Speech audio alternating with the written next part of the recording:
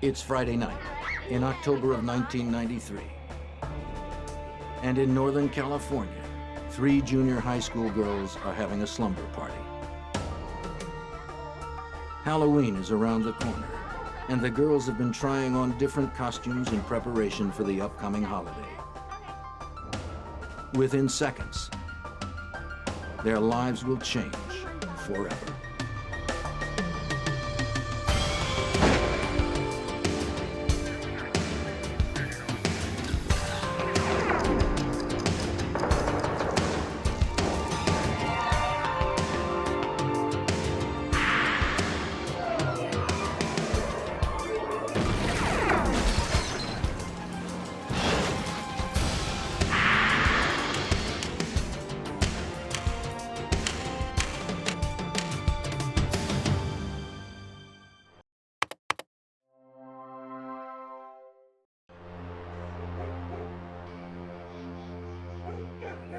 October 1st, Polly Klaas and Jillian Pelham were waiting for another friend outside of Polly's house in Petaluma, California.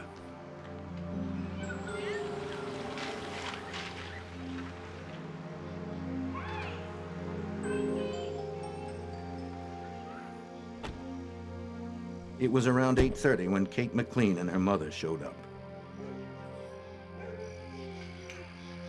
The 3 girls were ready for fun. It was Friday night. There was ice cream in the fridge, and they were going to stay up all night long. This was going to be a party.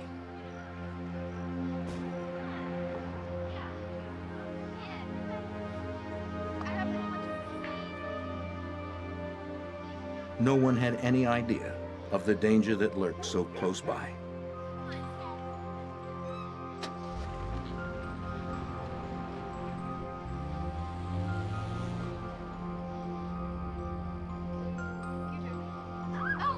The girls kept to Polly's bedroom, but they couldn't suppress the noise as easily.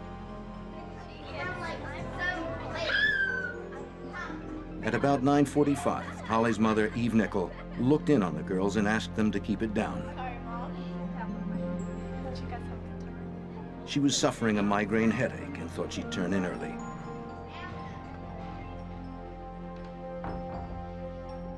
Eve's bedroom was right across the hall from the girls, and although she had chided them about the noise, she was pretty sure it would only take a few minutes for the 12-year-olds to get noisy again.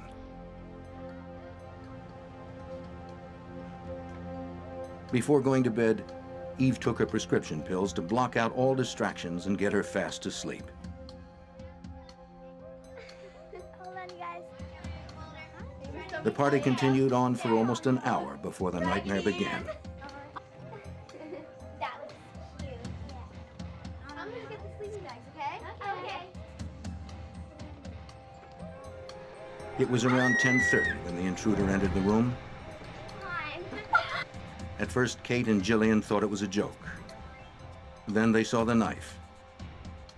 He told them if they screamed, he'd slit their throats.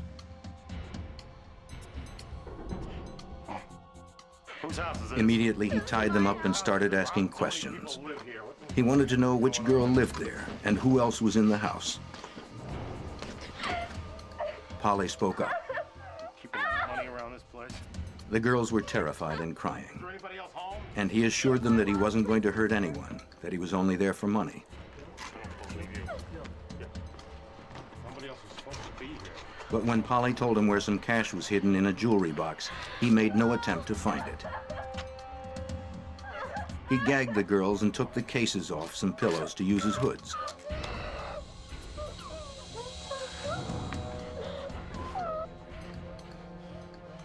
He made Polly get up and told the others to count to 1,000. By the time they were done, he said she'd be back.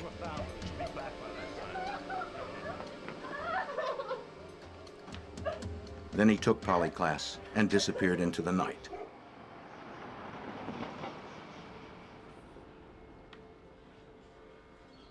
Petaluma police officers were called to the scene after the girls managed to free themselves and wake Polly's mother. They responded in minutes. Investigators entered Polly's room and began to look around. The bedroom was in disarray and told of the events that had happened just minutes before. On the floor were binding materials, cut strips of cloth.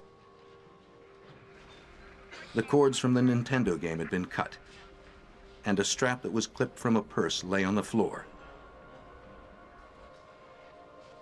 Pillowcases were strewn about.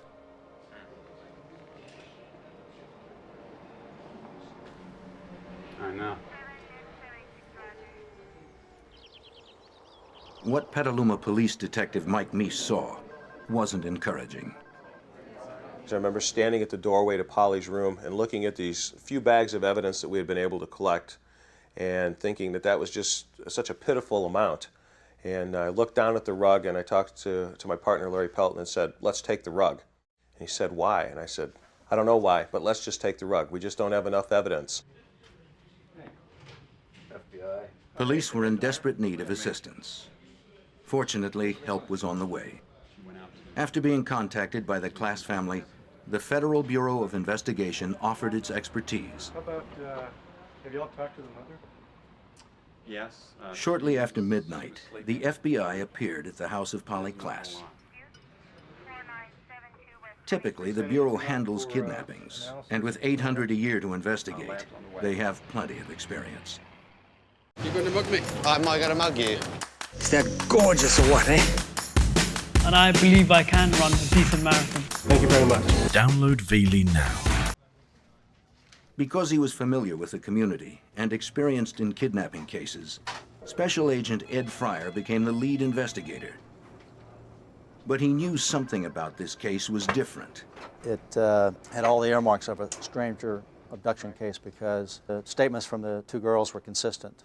Stranger abduction cases are the hardest cases to solve, in my experience, because, again, there's no connection between the perpetrator of the crime and your victim, or the victim's family, or somebody even associated to the victim. It's a random act.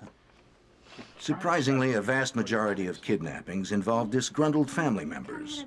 And though Polly's parents were separated, her father, Mark Klaas, was immediately cleared of any responsibility. Abductions involving total strangers are exceedingly rare and leave little for investigators to go on. In this case, however, there were witnesses. Was his hair long or short? A police sketch artist was called in from the San Rafael Police Department. For 2 hours, Jillian and Kate tried to recall the face of the man who had barged into the bedroom. The girls were still terribly upset, but they managed to give the artist a pretty good description. Authorities now had their first idea of what the stranger looked like. His nose and mouth. After 4 a.m., the girls were taken to the police station, and the FBI called in one of its special forces, the Evidence Response Team. Tony Maxwell leads the crew. In looking at cases across the United States, we have found that when somebody is kidnapped, especially a young child, that they will generally be harmed within the first 24 hours, and probably within the first couple of days could even be killed. So time is of the essence. In that kind of work, the investigator needs to move quickly. The Evidence Response Team is designed to provide forensic resources at a major crime scene. Their sole responsibility is to collect evidence. And they use the most sophisticated collecting equipment available to do it. An electrostatic dust print machine collects tiny hairs and fibers off the floor when a positive charge is passed over a sheet of mylar. Any loose debris clings to the mylar and is sent to a lab for careful inspection.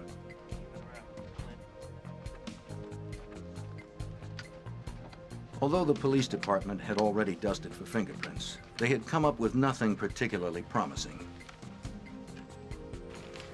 But they didn't have access to the same equipment as the FBI. The alternate light source was a new method that employed a unique fluorescent powder, which when combined with a distinct ultraviolet light and amber-colored goggles, could illuminate many things that otherwise would remain hidden.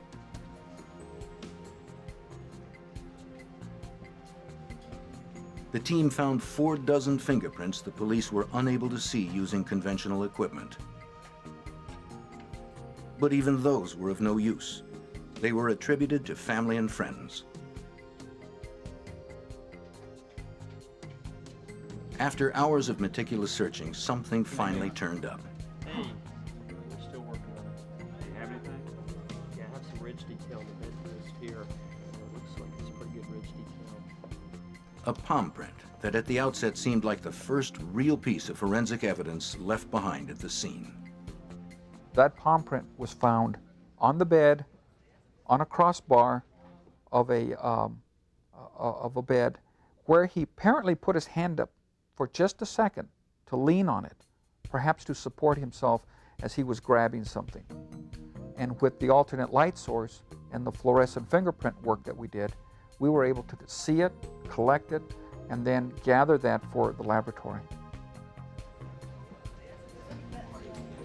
At that time, the FBI's fingerprint database, AFIS, didn't contain palm prints, only fingerprints. But even a palm print won't catch a suspect. It will only identify one once he's captured. FBI Special Agent Mark Mershon explains. People often think that when you have a fingerprint or a palm print that you quickly establish the identity of a criminal. The truth of the matter is, in most instances, you have to identify a suspect, have fingerprints for that suspect in order to compare with a latent fingerprint.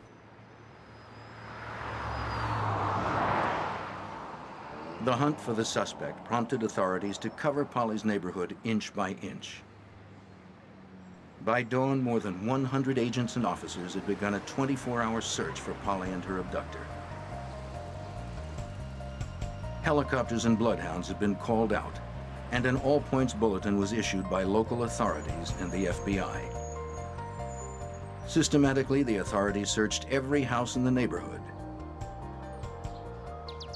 Agents went to Polly's school to talk with teachers and students in the hopes that somebody might have some useful information.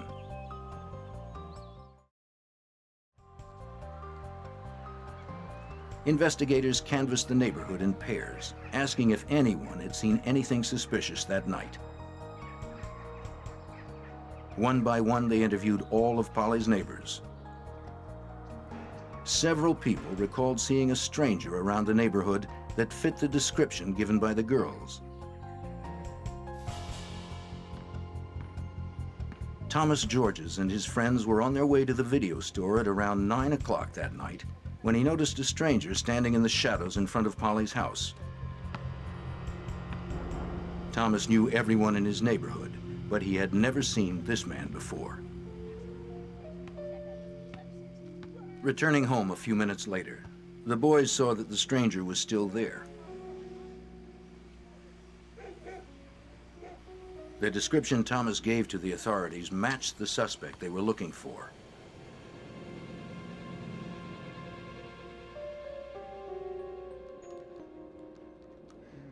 Sean Bush was playing video games with some friends who lived in a small rental cottage directly behind Polly's house.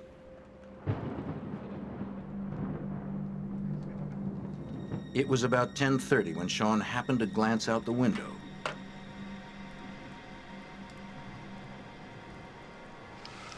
He was surprised to see a strange man on the back porch of Polly's house. He appeared to be going for the back door.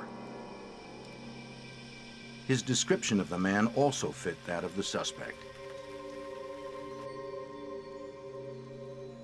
There were others who saw the suspicious man that night, but unfortunately none of them alerted the authorities.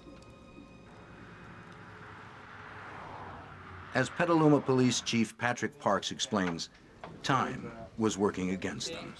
In stranger abduction cases of small children, there is no more critical factor than time. Time is absolutely of the essence. And for that reason, you have to get out as many resources as you can. You have to put out the word as far as wide as you can. You have to involve as many agencies as you can, get them focused, get their efforts channeled, and hopefully, bring about a successful resolution. While officers continued to comb the neighborhood, FBI investigators began executing the standard operating procedure in cases like these.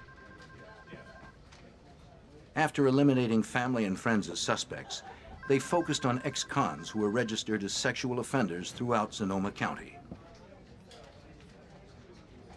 Gradually, they branched out to surrounding counties, carefully questioning and investigating each registrant. But nothing turned up. This is a hard case to believe that it even happened. There's 3 girls, they're in a slumber party. They're playing games in their bedroom, in their home, in a typical community, in a typical city. And somebody can walk into your home, the sanctity of the home, the security of your home, and take your daughter is if it wasn't impossible, was inconceivable. The following day, the search for Polly Klaas had escalated into the largest manhunt in the nation. A massive community volunteer network was formed to assist authorities. While hundreds of citizens searched, others passed out flyers, trying to cover the entire city as quickly as possible.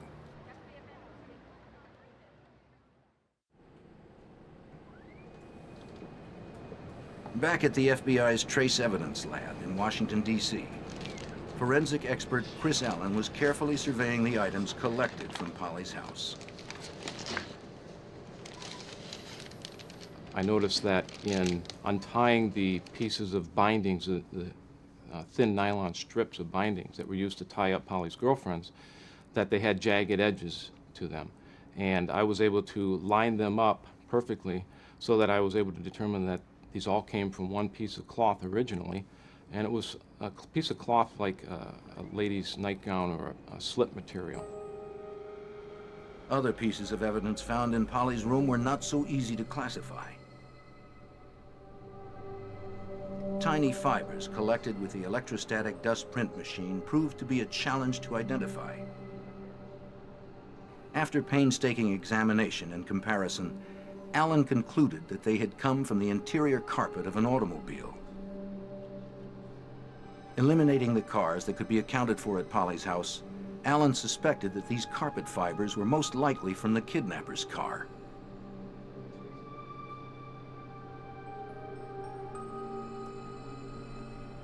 One more item Allen found was a little more personal to the suspect.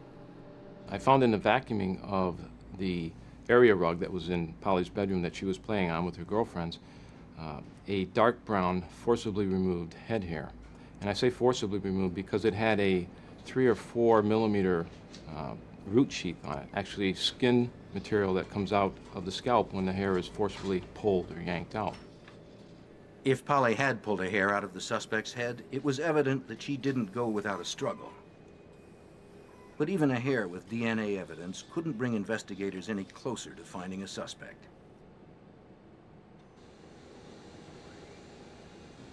The palm print lifted from the bedpost was sent to Michael J. Smith, a fingerprint specialist with the FBI. Examining the print under laser light, Smith determined that the print had enough ridge detail to photograph. But the light emitted from the laser turned the print orange, and Smith needed to capture a black print on a white background. He instructed the photographer to reverse the color so that the finished print would appear the way it would on a fingerprint card. Now the print was indelible and could be filed until a suspect was apprehended. Investigators had unearthed some solid evidence, but it wasn't enough. Time was running out, and Polly Klaas was still out there, somewhere.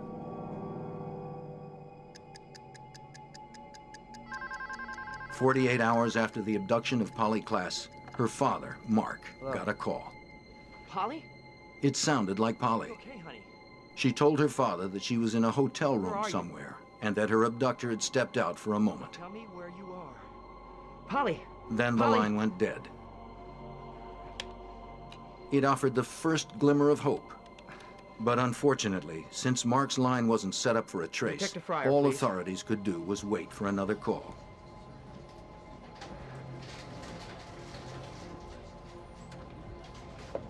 Word of the abduction spread rapidly. In 2 days, 50,000 flyers had been distributed. Community volunteers quickly organized a search command center to work in tandem with the police and FBI. It was an unprecedented grassroots effort. A telephone bank was manned 24 hours a day to field calls and tips. A copy of every lead that was phoned in was shared with the FBI and Petaluma police. Before long, the search center had screened 60,000 calls. Out of those, authorities were compelled to follow up on over 12,000 leads. Processing that amount of data would have been virtually impossible without help from an FBI computer processor. The FBI just happened to have the Rapid Start team. It was a relatively new concept with the FBI, where on an investigation with a high volume of information, we would computerize that information, essentially triage the value of the investigative leads and make the assignments and track the progress. Even with so many leads, there was one in particular that investigators were anxious to follow up on. When Mark Klaas received the first call, the FBI was powerless to do anything about it.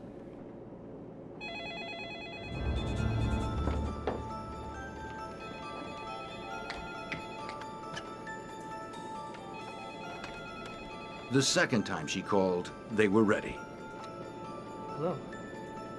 Like the previous call, it sounded like Polly, How are you, honey? and she could only talk for a short time before she had to hang up.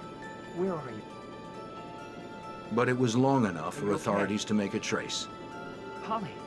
Got it.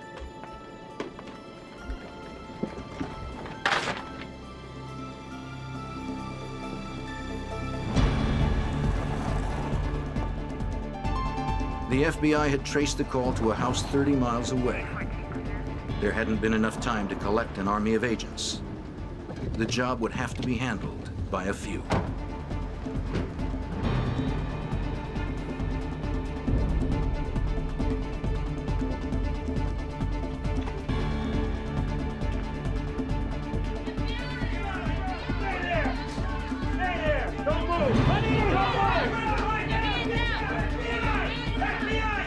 But something wasn't right. This was just a normal family home. There was no sign of Polly or her abductor. What's going on? A terrible realization dawned on the agents. When they sat down with one of the girls in the house, she confessed to making the calls. She admitted that friends from school had dared her to call and impersonate Polly. The entire incident had been a cruel joke. This was the only indication we had after a week's time that Polly just might be alive still, and we all were poised and hopeful that this would yield a solution and her safe recovery. Of course it didn't. In mid-October, Kate and Jillian were brought in to give another description of the man who tied them up. A highly acclaimed forensic artist was flown in to make a second sketch. It was pretty well cut. Yeah. The artist was known for relaxing witnesses enough to coax an accurate description from them. The girls were less stressed than they had been that night, and were able to give her more to work with. No, they were The second sketch was much more precise. This sketch looked like a person. New flyers were distributed immediately. There was no time to waste. But if you look back at true stranger abductions, we have this rule of thirds. The children who are abducted, typically 1/3 are recovered alive, 1/3 are recovered dead, and 1/3 are simply never heard from ever again. That's what we faced in this particular investigation, and that, I think, was one of our motivations to keep the sustained effort up. After a reward had been offered for Polly's return, Authorities received a call demanding a $10,000 ransom. They traced the call to a Petaluma apartment building. This time, a SWAT team showed up in force. They were not going to take any chances. FBI! FBI! Come on! Down! Down! Down! Down! Sit down! Down! Down! Man! Down! Down! Freeze! Cover! Cover! Once again, authorities and the family had been fooled. Put your hands behind your back. Don't move. Do not move. Going on. Don't move. 20-year-old James Hurd was arrested for attempted extortion and posing as a kidnapper. It was a crushing blow for everyone. It became very frustrating. It was certainly distracting towards the main thrust of the investigation, but you had to deal with it. There was no way around it. You could not ignore those things. And it certainly chewed up a lot of time and resource. The family had been especially discouraged. A letter Polly's parents wrote to the kidnapper was published in the October 17th San Francisco Examiner. Whoever you are, wherever you are, please return Polly to her family. She belongs here. We miss Polly so much. We miss the twinkle in her eye and her sweet humor. We long to see her beautiful smile and hear her musical voice. They also addressed Polly.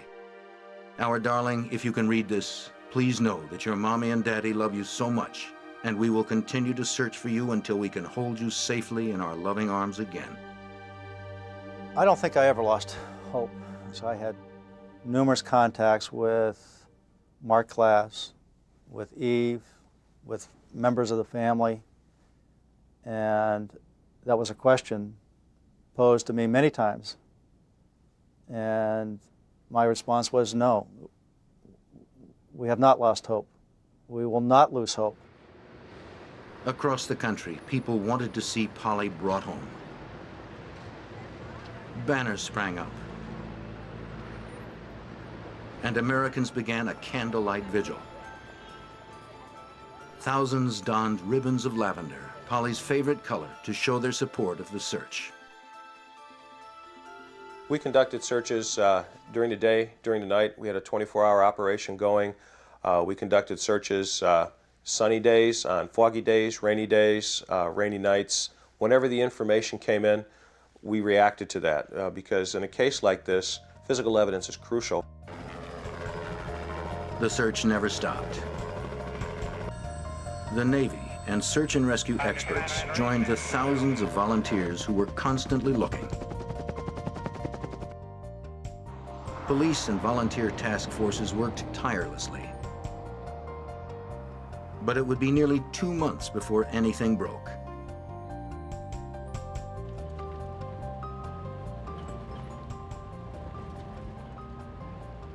November 28, 1993. It was 2 months after Polly Klaas was kidnapped that authorities got their first real lead. I've got some items I want to show you out in the clearing.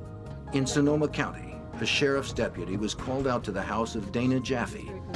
It sat at the end of a long, winding drive off Pythian Road.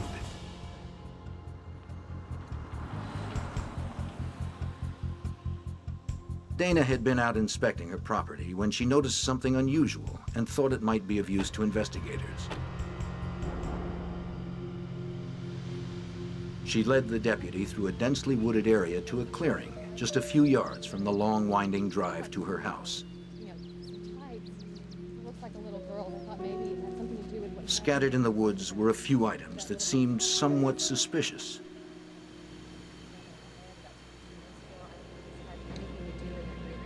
There was a large piece of silk cloth that had been fashioned into what appeared to be a hood.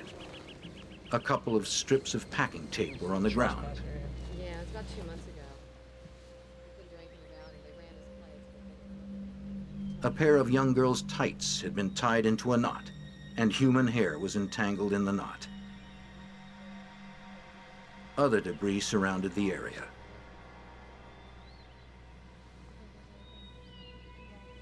Then Dana recalled the night she'd caught a trespasser on her property not far from where they stood. It was nearly 2 months before. It all started when Dana's babysitter, Shannon Lynch, had left Dana's house and was making her way back down the long driveway. A man was walking down the middle of the private drive. His stranded Pinto was off to the side. Get out of the car and help me. No, sorry. He said that he was stuck and insisted that she get out of her car and help. Get out of the car.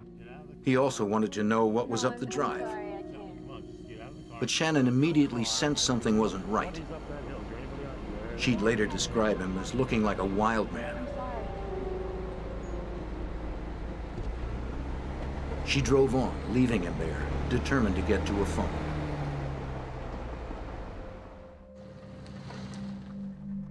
Shannon found a payphone about 2 miles down the road and hurried to call her friend. She was anxious to get a hold of Dana and warn her of the scary man trespassing on her land.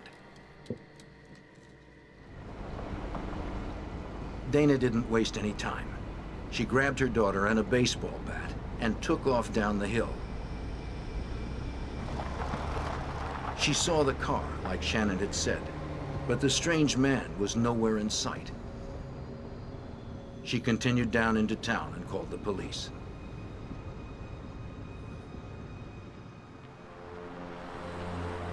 A few minutes after midnight, 2 Sonoma County Sheriff's deputies showed up. Dana explained that she didn't really want the intruder arrested for trespassing. She just wanted him off her property. Yeah, just fine. The deputies found the trespasser, a little agitated.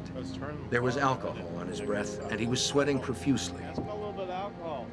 There were bits of leaves and brush in his hair, as if he'd been rolling around on the ground. Make sure you're okay and everything. We'll help you get out of this situation. He told them that he'd been out sightseeing when he realized that he was on private property. When he tried to turn around, he got his car stuck on the side of the drive. He blurted out that he'd been under the car trying to free it, but the deputies didn't believe it. The way his car was trapped, there wasn't enough room for a person to get underneath. You gotta move on, you gotta cross. 10. 1003, 1004. The deputies administered some roadside sobriety tests, but he passed them all. That's fine. 1004, 1005. Nothing wrong. Looking in his car, they found some cans of beer in a plastic bag and a small duffel bag in the back seat. I see some beer cans. You can get some beer here. Oh, yeah. When they asked him if he'd been drinking, he actually opened a beer and began to drink it. You'll need to pour that out, okay? Pour that out. Go ahead and pour the beer out, all right? We can't let you be drinking any of that. They immediately made him pour it out and then told him they wanted to pat him down. He became extremely upset. Just leave me alone. Just keep that stuff away from Put me, all that right? cigarette out for me. Now, here you To go. make him comply, the deputies told him they would be within their rights to run him in on trespassing. After he'd heard this, he calmed down considerably. They searched him carefully and continued questioning him, but could find nothing incriminating. He was just odd. The deputies remained suspicious, but when they ran his license, it checked out. His driving record was clean, and he had passed the sobriety tests. They had held him for about 45 minutes already, and they had no legal means to detain him any further. There was nothing left to do but pull his car out and send him on his way.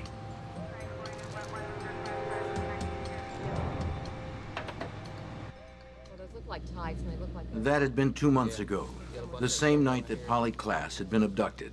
Nothing good, that's for sure. A hood, bindings, a young girl's pair of tights. It was too much of a coincidence. Putting it all together, the deputy quickly put a call in to the Petaluma Police Department. Dispatch. I'm up here on. Within an hour, Detective Mike Meese and Agent Ed Fryer arrived to check it out. I'll never forget the scene. It was late at night then. By this time, Mike Meese and I are standing up on the hillside there on Pythian on the road. It was beginning to get a little misty and foggy, and the rain started to come down. And we looked at each other, and we knew in our hearts that we had basically uncovered a very critical crime scene, that this was going to lead us to the resolution of this case. After the evidence was collected, investigators immediately began searching the Pythian Road site for any signs of Polly. We spent days searching the mountain with over 300 volunteers. I believe we had 25 to 30 search dogs, and we conducted extensive ground searches for Polly, believing that she was still alive, which was the premise that we were working on. As the search commenced, everything began to snowball. Authorities checked with the Sonoma County Police to get the full report of the incident that happened on Dana Jaffe's property. The man deputies had questioned was Richard Allen Davis. Accessing his criminal record revealed he had recently been paroled from an 8-year sentence for kidnapping. What we learned about Davis initially was 1976 he had been arrested for robbery and kidnapping and assault with intent to commit rape. We learned in 1978 he had been arrested for another kidnapping, as well as a couple of counts of assault with a deadly weapon. 1984 he'd been arrested for a kidnapping case, assault with a deadly weapon, including the use of a firearm, and armed robbery. You start reading these reports and realize, you know, hey, this guy's a bad actor. This is an individual certainly more than capable of being involved in a crime like this. The arrest photo on file matched the girl's description. His mother lived in Petaluma, giving him reason to have been there. The pieces were falling into place.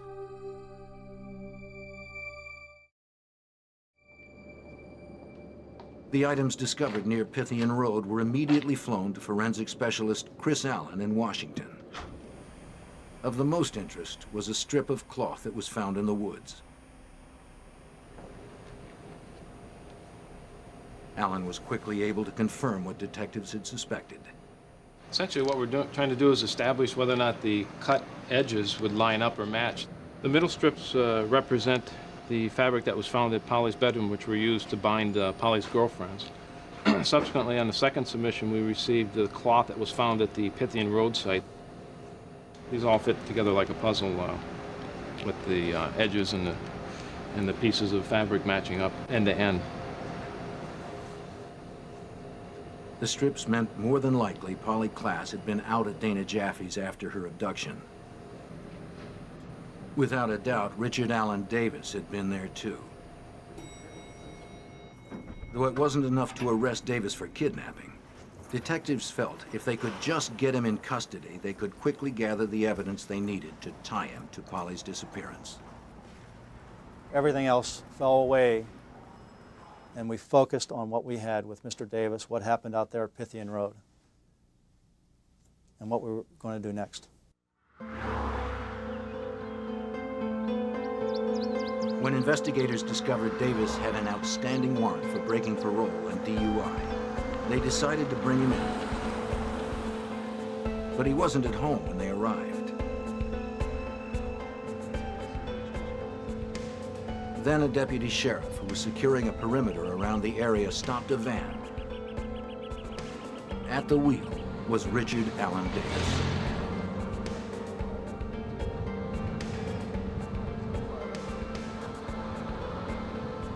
When the deputy realized who he had, he calmly called it in to the investigators back at the house.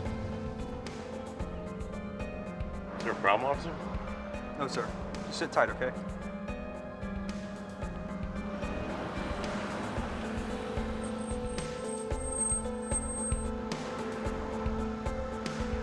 Authorities reported to the scene, and Detective Meese approached the van and asked Davis to step out. Step out of the van? He informed him that he was under arrest for violation of his parole. No. I'm Detective Meese. I'm arresting you for One thing I think it's important to understand how Richard Allen Davis was taken in custody, because it was such a low-key event, and because Mike Meese went ahead and handcuffed him. He did it in a very professional way, and he started a rapport going with Richard Allen Davis that later was very useful in bringing resolution to the case. It had been 2 months since Kate and Jillian had seen the man who took Polly Klaas, but they had no trouble picking him out of a lineup. Number one, step forward, please.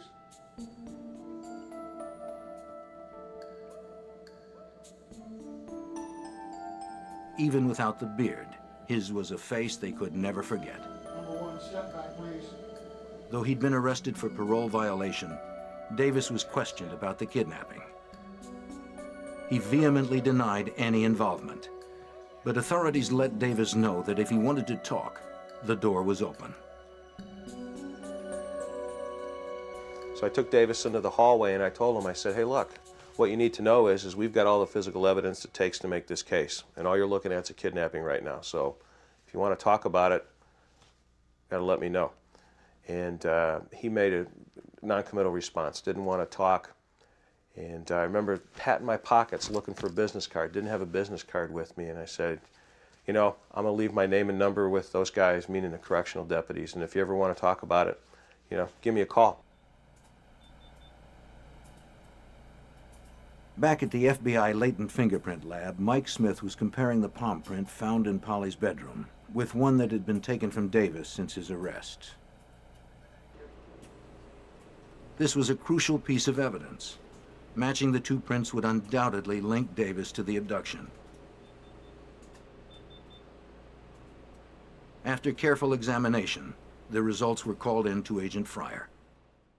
I just got a call from FBI laboratory. They matched Davis's palm print to a palm print taken off of Polly's bedroom, or her bedpost.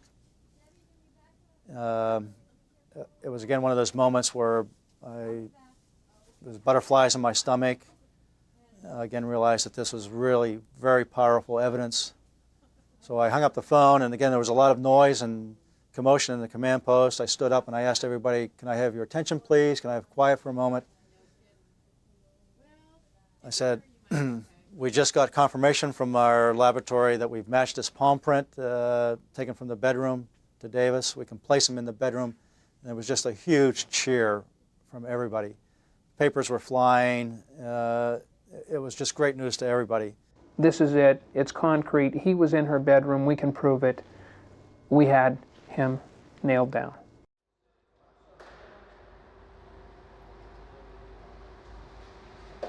Though news of the matching print had gone public, Davis was being held in isolation and had not heard anything about it. Then one day, a friend of his showed up for a visit. He urged Davis to talk to authorities and tell them where Polly was. But Davis continued to deny responsibility. Then his friend gave him the news the rest of the nation had already heard. It came as a complete surprise. Davis realized it was going to be impossible to explain how his palm print got in Polly's bedroom. There was only one thing he could do. In Davis's mind, he's now got to do something, and that is try to make whatever deal he can make with the authorities, because we know that he was in Polly's bedroom. We can put him there. While on his way to the massive search for Polly near Pythian Road, Detective Meese was paged to call the jail. This was the moment everyone had been waiting for, and Meese was anxious about what he might find out. After this wait, you know, Davis comes on the phone, and I recognize the voice. So I know it's him, and I said, he says to me, he says, "Hey, I screwed up. I screwed up big time."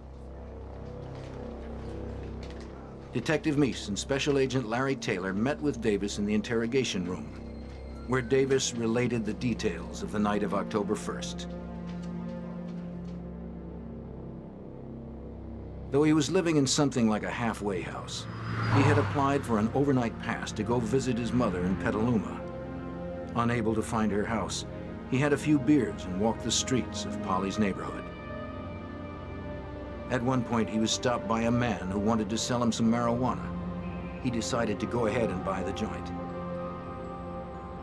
In Davis's own words, he got really buzzed and went to the store for more beer. He soon found himself wandering the neighborhood aimlessly. He wasn't sure where he was or what he was doing. But Davis had come to the neighborhood prepared. He'd brought a bag packed with bindings and tape. Forensic experts were able to determine that he had cut the strips with a pair of scissors, a fact which implies intent.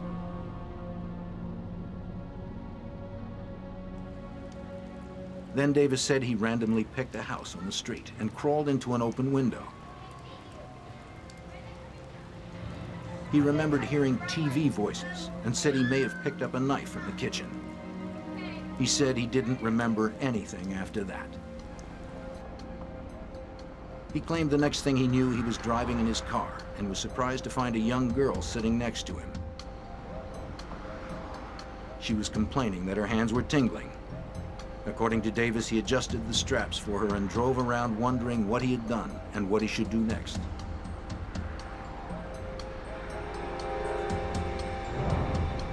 Then he drove off the side of the road and got the car stuck.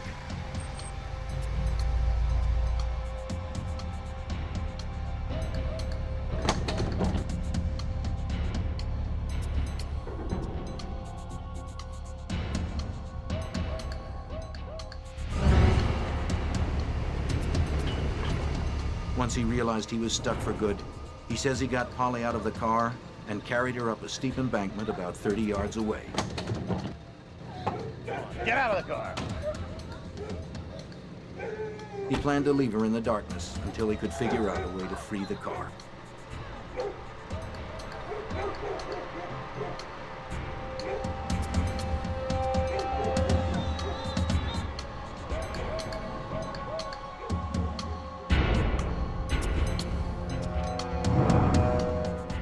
The rest of Davis's story about what happened at Pythian Road matched the witnesses' accounts.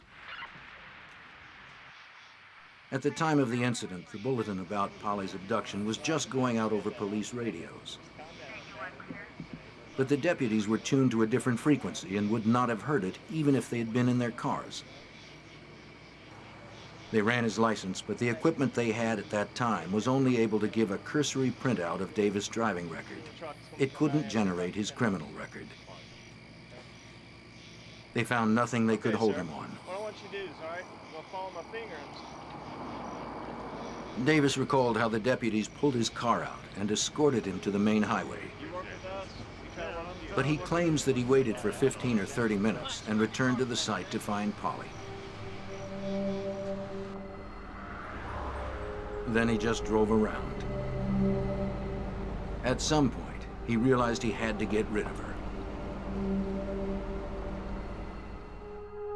At long last, authorities had found out what they'd been desperate to know. Polly Klaas was dead, and Richard Allen Davis was the man responsible.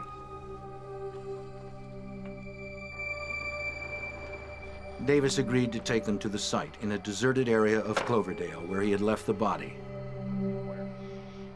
It was night, but inspectors felt the need to confirm Davis's story couldn't wait until daybreak. He led them to a field near an abandoned lumber mill.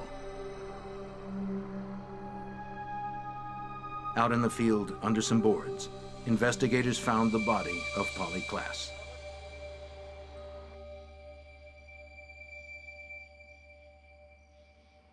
It was an odd feeling. You're in the presence of somebody like Davis, and just a few yards away is what's left of a very beautiful, innocent 12-year-old. The Polly Klaas case was special because people cared.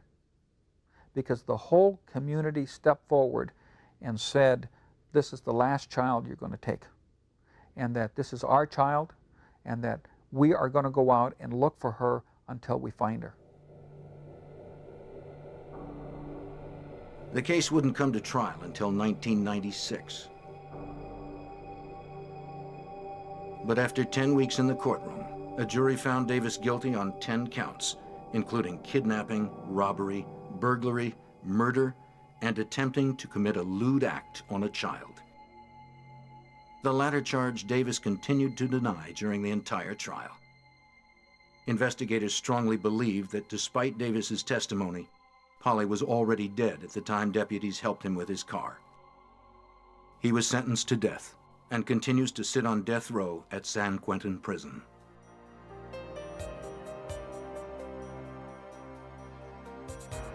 Polly Klaas left behind a legacy to save other lives. The way missing persons cases are handled has changed forever since the investigation. Law enforcement databases are linked to different agencies providing vital information to multiple jurisdictions. Missing persons bulletins are now sent out over all police channels. At routine pullovers and traffic stops, officers can access not only driving histories but criminal records as well. Implementation of the 3 strikes you're out legislation was a direct result of the case, as was the push to expedite the appeals process in murder cases. And a foundation established in Polly's name aids the search for missing children. It looked just a little fuzzy on the website.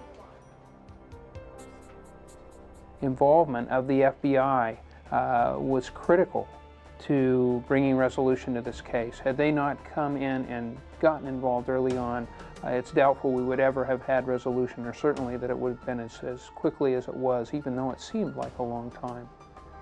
The unique partnership that was formed between local police and the FBI set a precedent that continues to this day.